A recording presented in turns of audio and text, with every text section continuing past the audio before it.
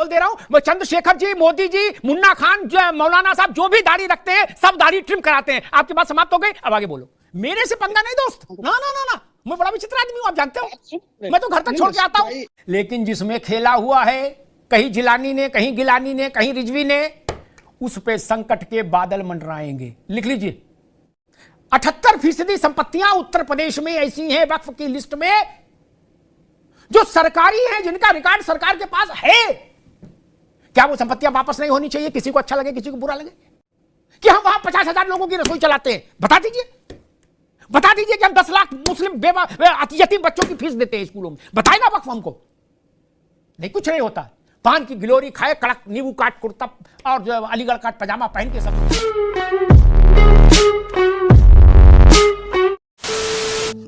नमस्कार दोस्तों, स्वागत है आपका अमिताभ अग्निहोत्री जी की बहुत ही जबरदस्त और धमाकेदार डिबेट वीडियो में।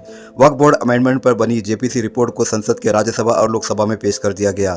दोस्तों, जेपीसी रिपोर्ट पेश होने के बाद विपक्ष की जितनी भी पार्टियां हैं सभी ने इस जेपीसी रिपोर्ट पर खूब हो हल्ला किया, खूब हंगामा मचाया और अपनी आपत्ति और अपनी विरोध भी दर्ज कराया। तो दोस्तों, उनकी जो भी विरोध थे, जो भी उनकी आपत्तियां थी, उन सबको इस जेपीसी रिपोर्ट में सबमिट कर दिया गया और उनको इस रिपोर्ट को आगे की तरफ भेज दिया गया। तो दोस्तों, इसी बात को लेकर ये डिबेट हो रही है। डिबेट में आप देखोगे मुन्ना खान है, कांग्रेस के प्रवक्ता, और मौलाना नदीमुद्दीन है। ये कुछ ऐसी बातें कर जाते हैं दोस्तों, जो अमिताभ अग्निहोत्री जी भड़क जाते हैं। और अमिताभ अग्निहोत्री जी इन दोनों की धुलाई तो करते ही करते हैं, साथ ही वक्फ बोर्ड का पूरा कच्चा चिट्ठा भी खोल देते हैं और खूब उनको लताड़ लगाते हैं। दोस्तों, डिबेट बहुत इंटरेस्टिंग है, मजेदार है, पूरा देखिए, आपको आनंद अवश्य आने वाला है।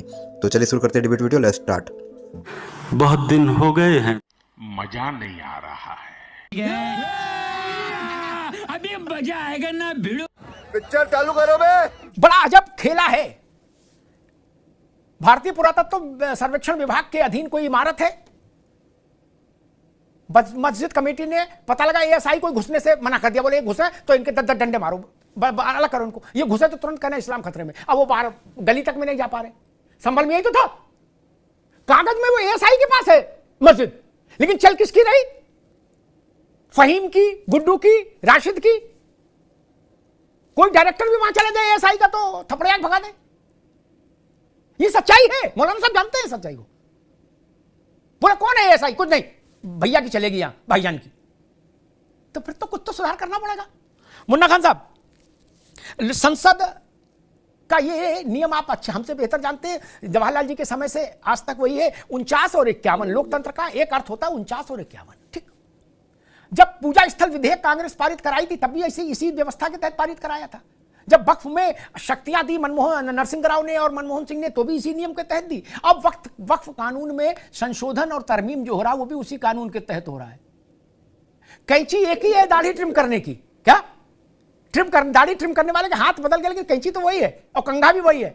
मुन्ना भाई नहीं, अब क्या होगा? ये कानून पारित हो जाएगा, वक्फ का कानून देश भर में बदल जाएगा। फिर आगे क्या होगा, क्या करेंगे? क्योंकि आज कांग्रेस ने कहा हम इसको स्वीकार नहीं करेंगे। जब कानून बन जाएगा तो स्वीकार नहीं करेंगे तो क्या करेंगे? जी, आपने बहुत अच्छी बात की कि कानून तो वही है संशोधन करने का, लेकिन सरकार की मंशा क्या है? आपने बोला कि कैंची वही है और दाढ़ी कटनी चाहिए। आपने कहा कि चंद्रशेखर जी ट्रिंग कराते थे, लेकिन आपकी इतनी हिम्मत नहीं हुई कि मोदी जी के लिए कह दे कि वो भी दाढ़ी को ट्रिंग करवाते थे। जो कि हम एक मिनट इनकी आवाज उनकी मुन्ना खान की मैं बोल दे रहा हूं, मैं चंद्रशेखर जी, मोदी जी, मुन्ना खान, मौलाना साहब जो भी दाढ़ी रखते हैं सब दाढ़ी ट्रिम कराते हैं। आपकी बात समाप्त हो गई, अब आगे बोलो। मेरे से पंगा नहीं दोस्त, ना ना ना ना, मैं बड़ा विचित्र आदमी हूं, आप जानते हो, मैं तो घर तक छोड़ के आता हूं। आज तक रास्ते में किसी छोड़ा हो बता दो मौलाना साहब, आज तक किसी को रास्ते में छोड़ा नहीं ना? घर तक छोड़ के आता हूं।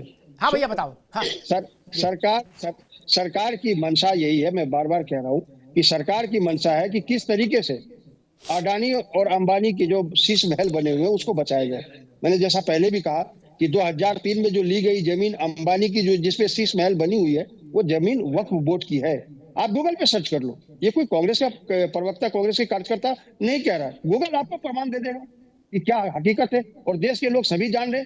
आज यही वजह है कि सरकार इसे अपने नाक की बात बता रही है, और ये एक दूसरी वजह है कि सरकार ये चाह रही है बार बार कि किस तरीके से वक्फ के जमीन को, उन गरीब मजदूरों को जमीन को, जो जमीन दान में दी गई थी, उन जमीन को लुटा जाए। और अडानी, अरे मैडम जी सुन ले, अडानी, अंबानी, नीरव मोदी, मेहुल चोकसी के एक बात बताइए कि ये तो वक्फ का नियम रहा कि जहाँ खड़े हो गए जमीन वक्फ की हो गई। वक्फ की जिन मौजूदा संपत्तियों पर कोई विवाद नहीं वो यथावत रहे, उन पर कोई आंच नहीं आए, ठीक। लेकिन जिन संपत्तियों पर विवाद है और कागज पत्तर के साथ विवाद है, वो संपत्तियों पर तो निर्णय करना होगा। आंख मीच के वक्फ को जिंदाबाद तो नहीं कहा जा सकता। दूसरा पक्ष कागज लेके सामने खड़ा है तो कागज तो देखा जाएगा ना। फिर नहीं, सरकार किस लिए, अदालतें किस लिए? फिर तो बंद कर दे अदालतें और सरकार, रेवेन्यू डिपार्टमेंट। सिर्फ इतने की कवायद हो रही है कि 69,000 मुकदमे जो है देश भर में वक्फ के प्रॉपर्टियों के मालिकाना हक को लेकर, उनमें कागज पर फैसला होगा। इसमें क्यों कोहराम? सांच को आंच नहीं, डर नहीं तो डर नहीं। मौलाना साहब देखिए, ये देश संविधान पे चलता है और अभी एक बात से मैं इत्तेफाक करता हूं।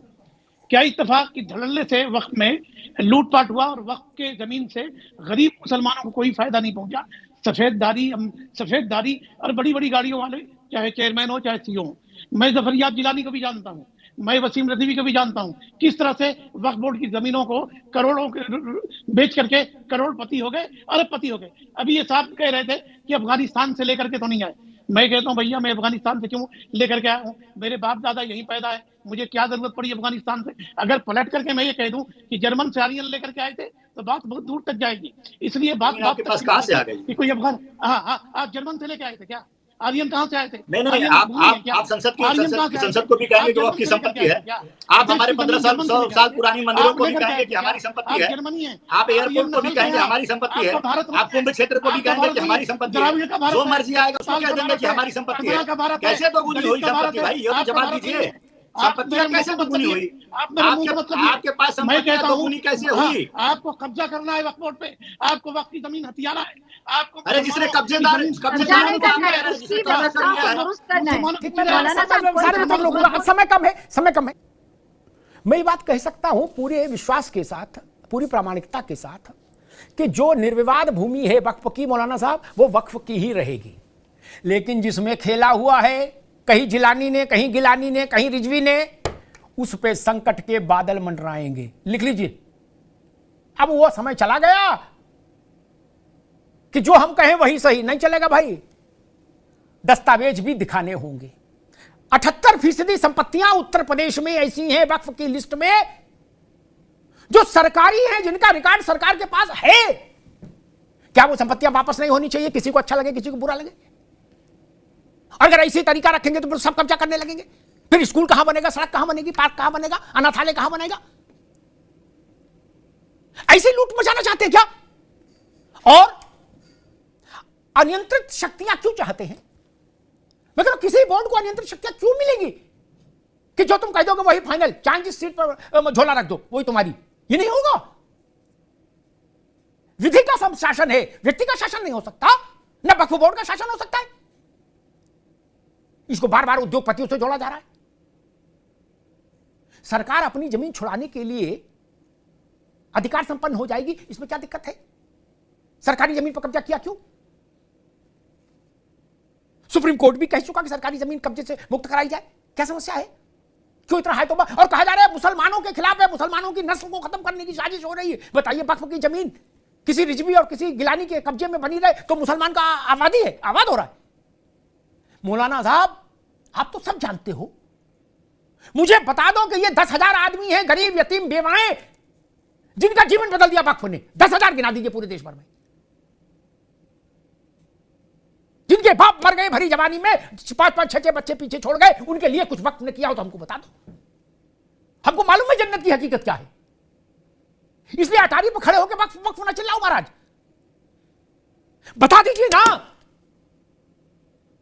कि हम वहां 50,000 लोगों की रसोई चलाते हैं। बता दीजिए कि हम 10 लाख मुस्लिम बेवा यतीम बच्चों की फीस देते हैं स्कूलों में। बताए ना वक्फ हमको। नहीं, कुछ नहीं होता। पान की गिलोरी खाए, कड़क नींबू काट कुर्ता और अलीगढ़ काट पजामा पहन के सब लोग घूम रहे हैं बड़ी बड़ी गाड़ियों में, और कह रहे इस्लाम पर खतरा है, मुसलमान पर खतरा है। वक्फ को व्यवस्थित किया जाना समय की मांग है। वक्फ व्यवस्थित होना चाहिए। और वक्फ का सिद्धांत, मौलाना साहब बहुत आलिम है, वो जानते हैं। वक्फ का सिद्धांत केवल एक कारण से बना था कि गरीब, यतीम, स्त्री, बच्चे, उनके जीवन को जीने के लिए आर्थिक संसाधन उपलब्ध हो। मौलाना साहब, मैं गलत तो नहीं कह रहा। इसका केवल यही एकमात्र लक्ष्य था। वो लक्ष्य तो गंगा में डुबो दिया, दरिया में, और माल काटो अभियान समिति चला दी। माल काटो अभियान समिति, माल काटो अभियान समिति। प्लाट काटो अभियान समिति, क्या नहीं हुआ? 69,000 मुकदमे चल रहे कब्जेदारी के, 78% जमीन सरकारी वक्फ ने अपने पास ले ली। उस जमीन को वापस लिया जाना चाहिए ताकि उस जमीन से गरीब का कल्याण किया जा सके।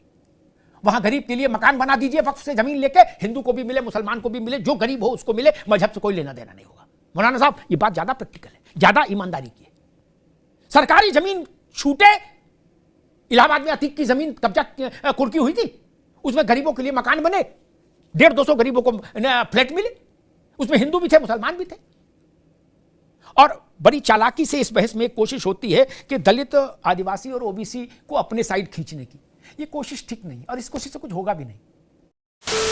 तो दोस्तों, डिबेट हो गई खत्म, वीडियो हो गई पूरी। उम्मीद करता हूं दोस्तों अमिताभ अग्निहोत्री जी की ये जबरदस्त डिबेट वीडियो आपको पसंद आई होगी। तो दोस्तों, ऐसी ही डिबेट वीडियो देखना चाहते हो आप तो प्राइम डिबेट के इस यूट्यूब चैनल को सब्सक्राइब करते जरूर जाओगे। मिलता हूं मैं आपसे अगले वीडियो में, तब तक के लिए जय हिंद, वंदे मातरम।